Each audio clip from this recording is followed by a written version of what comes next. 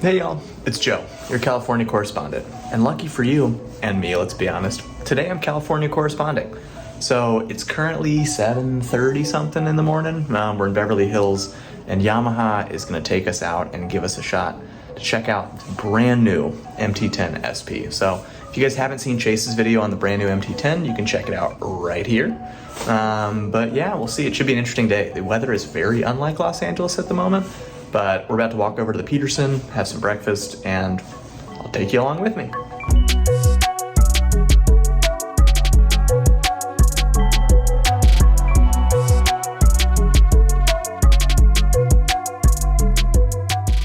If you look behind me right now, you're gonna see the brand new Yamaha MT10 SP in the beautiful liquid metal and raven color scheme. These bikes have a couple different features that set them apart from the regular MT10. We'll kind of get into those a little bit later today. First and foremost, the looks. I gotta be honest, this is not a bike that I originally was attracted to, but Chase might have said this before, seeing these in person hold different ball games. If you get a chance to check them out, look up close. Some of the features are great, the paint looks fantastic.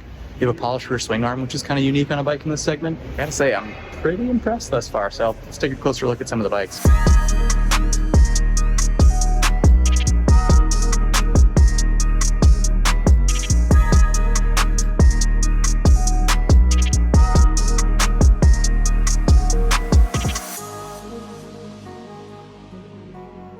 Yamaha MT10 SP. I'm about to start the bike for the first time, and let's see how that looks.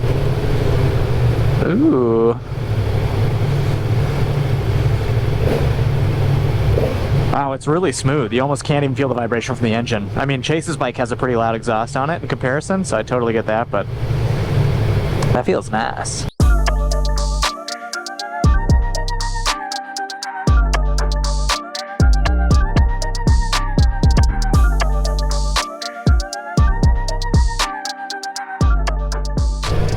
All right, so I think we're done with our first set of little beauty shots where they get some photos and videos of us kind of rolling around near the museum.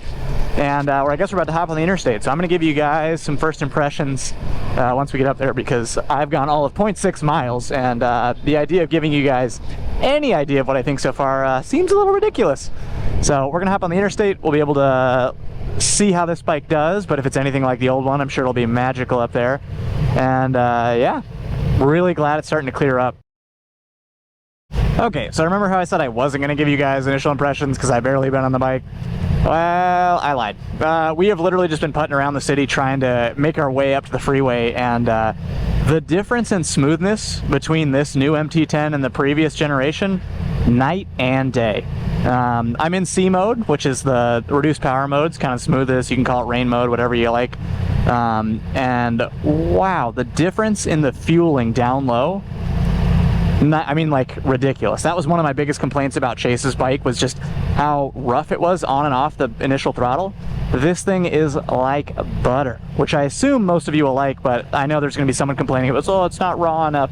Nah, this thing is buttery smooth and very confidence inspiring at low speeds, which I could not say quite as much about the previous gen. So far so good. Promise I'll wait and give you more impressions once I have more than 1.3 miles on the bike. Well, we have officially made our way onto the Pacific Coast Highway, Highway 1, and I actually haven't been out here in almost 2 years, but it never gets old. This is the part just north of Santa Monica, so we haven't really even hit the exciting stuff yet, or even where the great views are, but like, look at this system above the mountains right now. I'm hoping that that continues to clear up and we get some dry, twisty roads, but even without it, if you've got the opportunity, come and cruise the PCH. Doesn't matter if you're on a hyper naked, doesn't matter if you're on a cruiser. Shoot, I would take a 250 dual sport just to hang out and enjoy these views, the smell of the salt in the ocean. I mean, highly recommend you plan a winter trip out to California, because you won't be disappointed. Yeah, wow, this doesn't suck, huh?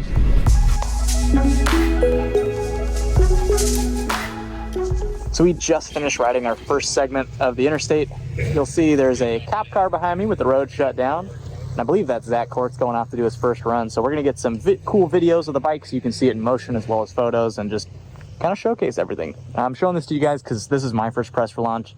So it's all new for me too, right? So I wanted to show you guys some of the behind the scenes stuff and really show you how the sausage is made. Here we go, first set of twisties. Wow, this thing just turns. It does exactly what you want it to.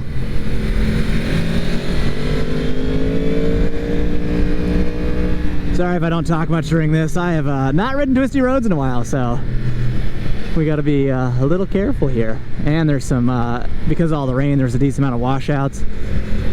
So we will be careful of those.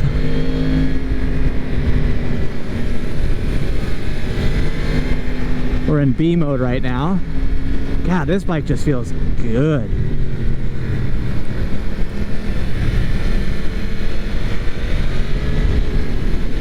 Oh my God, it transitions just so quickly.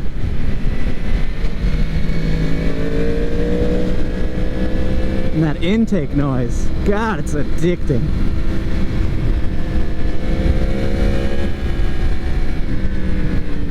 Little bit of gravel. I don't know where we're going. These guys are all way faster than me.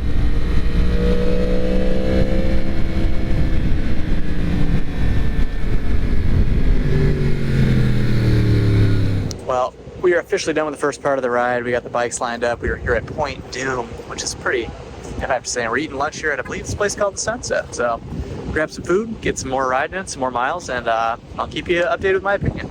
I wanted to talk to you guys a little bit more about the gear I'm wearing in this video. Now, while today's soggy weather maybe wasn't the best choice for what I'm wearing, I've had the opportunity to wear this set for the last few hundred miles of street riding, and let me tell you, it's been nothing short of fantastic. For the shoes, I'm wearing the REV'IT Arrows. For the jeans, they're the REV'IT SF, which feature a nice reflective cuff and full armor. The jacket is the Apex Air H2O, and I've got the Cayenne 2 gloves. So even though I'm soaked to the bone, the jacket actually did a great job of keeping me dry, despite being a super breathable mesh that's comfortable on street bikes, naked bikes, adventure bikes, that sort of thing. It's got a fantastic zip-in liner that is both waterproof and windproof. So while I'm not the driest camper in the world today, that's not really what this stuff's meant for. So I just want to say thanks again to REV'IT for sending this out, and I'm really enjoying it so far. If you have any other questions, feel free to put them down in the comments or shoot me a message on Instagram over at Jackson Photo. Thank you, REV'IT, for sending this stuff out. I'm looking forward to using it in the many months and years to come.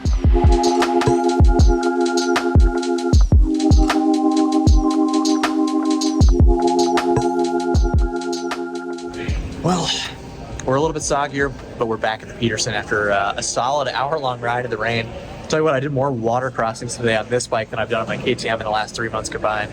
California is not built for rain like this, and boy, the roads were flooded, but enjoyed our ride back in the rain, albeit. It was nice and safe, did plenty of lane splitting and filtering, and aside from one flat tire at the very end, thankfully not me, made it back in one piece. So we're gonna explore the museum a little bit, and I'll give you my final thoughts on the Yamaha MT10sp.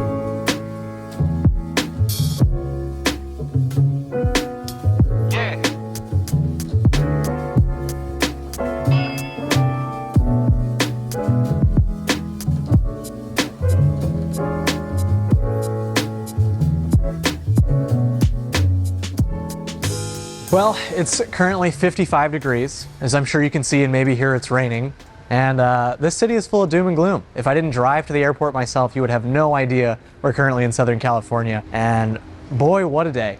I was actually just in Atlanta this past weekend. I made sure to take out Chase's bike, get as much perspective as I could, and really kind of figure out what this super naked category is about. I've had the opportunity to ride speed triples, both the RR and the RS, but never really ridden a lot of big inline fours. And Chase's bike was great, but it really wasn't my cup of tea, so I had kind of low expectations going into this. As you'll see in some of the footage when we went up to the mountains, couldn't have been further from the truth. I was going back through my notes and trying to figure out, really at the end of the day, what my biggest takeaway is for this bike. And the number one word that I said 1,000 times out loud today was smooth. I cannot believe that a bike with this much power in all of its modes has such smooth throttle response. There's like a stigma that comes a lot of times with these big leader bikes that they're going to be kind of hard to control, or that throttle is going to be aggressive, but couldn't be further from the truth when it comes to the MT10. And the SP only makes it that much sweeter. By far, the highlight for this bike for me is going to be the electronic suspension. I was really nervous about this launch. I haven't ridden twisties in about 2 years. My last track day was about a year ago, and I was worried that I was going to be 30 seconds behind the rest of the group and that today was going to suck and I would have to apologize a million times to people about slowing everyone down. But the second we got into the dry section of the mountains, I had no problems keeping up, and a huge part of that is due to the suspension. The nice thing is it's got different modes that let you really fine-tune compression and rebound and all that stuff based on feel. But also using the preset modes, you can kind of set up the bike for just variable riding conditions in the first place. I want to take a second to talk about pros. This is the first bike that's using Öhlins second generation semi-active suspension. I hate using the word matching carpet ride, especially after riding adventure bikes, but this really does let you have your cake and eat it too. A lot of times on these hyper bikes or these super performance oriented motorcycles, you really have to make that compromise. Am I going to focus more on streetable comfort, so my spine doesn't shoot out the top of my head when I'm commuting, or do I want this to feel good and supportive when I'm going through a twisty road? The fantastic thing about the suspension is you can change the modes on the fly as long as you're at a complete stop. More on that later. But it was great. When we were first commuting around town and doing slow speed stuff, I left the bike in mode 3, which softens up the suspension and really makes it feel a little bit more comfortable. The second we up into the mountains, I was able to stiffen everything up with 2 pushes of a button. After that, my next favorite thing is easily the intake noise. This bike has totally revised intake system from the previous generations and the R1, and it has these amazing amplifying vents on the front. The bike is super quiet and docile around town, but the second you open those throttle bodies, it just projects this amazing intake noise.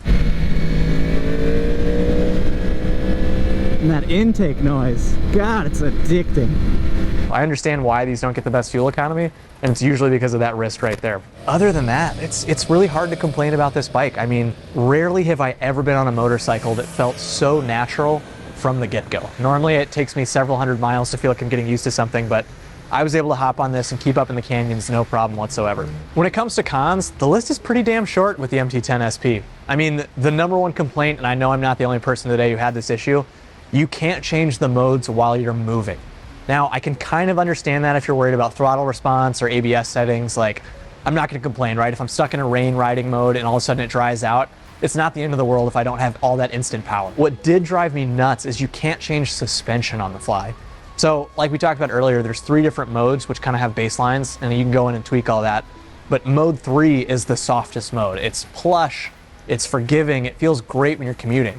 But the second you start to kind of push it in the corners a little bit, you want more firmness, you want more support, you want that suspension to work a little bit harder. When we went up into the mountains, I was in mode 2. It was wonderful. I had all the power. I had a pretty intermediate suspension setting. As visibility got worse and the roads got worse, dropped it back down to 3 because we were slowing down. I found myself going down the mountain and begging again to be able to swap that suspension mode, but because there was nowhere for me to stop, I couldn't change it. Instead of having a really well planted and controlled bike, what ended up happening was I get bounced out of the seat a lot mid-corner, and it just became very evident. On a lot of bikes I've ridden with semi-active, or not even semi-active, but electronic suspension, on the fly you push one button, hard, medium, soft. It's really quick, it's really simple, and I feel like that's the biggest drawback of the MT10 right now, and I wish that's something that could change, but I doubt that's something we're gonna see change from Yamaha. The other issue I have, it really is a pro. Let's start with that. For $17,000, this is an amazing motorcycle. I cannot stress enough how natural this bike is to ride, particularly how approachable it is. If you've not ridden big horsepower bikes, I know it can be scary. This thing is smooth as butter. But for 17 grand, can we please have an adjustable clutch lever? I wear a large size glove in REV'IT, Alpine Stars, and Dainese, and I'm still fully extended with my fingers trying to grab that lever. For a short ride, it's not gonna make that big of a difference. Or even really long rides, you've got a quick shifter up and down, it's fantastic. But if you're doing a lot of city riding where you have to feather the clutch and you're coming out of first gear a lot, you get a lot of fatigue in that left hand. Those are my 2 only complaints with the bike. I mean, all in, it's been a weird day. The weather's been crazy, so we've really gotten to put the bike through its paces when it comes to ugly riding, something we don't always want to do, but I think it's a great real-world test of what this motorcycle's capable of, and it's made me rethink my decision to leave street-only motorcycles, and it's not a cheap decision to think about. So, that being said, had a wonderful time. Want to thank Yamaha for bringing us out here, and look forward to doing more of these soon. Thanks, guys.